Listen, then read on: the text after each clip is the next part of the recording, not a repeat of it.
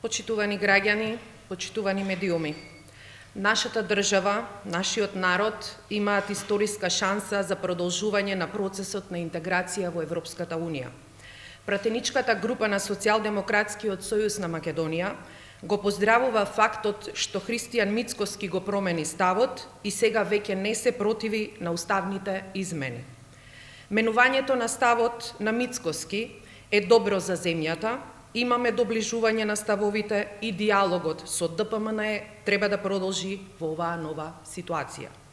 Сега сите политички партии, вклучително и ДПМНЕ, се согласни дека овој парламентарен состав има полн легитимитет и целосен мандат да ги спроведе уставните измени за да продолжиме по европскиот пат. Дополнително, ДПМНЕ нема ништо против внесувањето на бугарскиот народ во уставот. После една година ова е значајна промена. Дојдени сме до точка од која што треба да продолжиме понатаму, да разговараме и да не се навраќаме наназад. Особено сега, кога е јасно дека се потопени сите лаги за бугаризација и асимилација кои што се ширеа во изминатиот период. Имаме заштитен македонски јазик и идентитет во Европската Унија, а очекуваме и силна реафирмација и потврда за ова уште денеска од страна на Германија. Затоа клучно е диалогот да продолжи понатаму, преку разговор да се најде соодветен модел за уставните измени, кој што ќе биде во рамките на преговарачката рамка.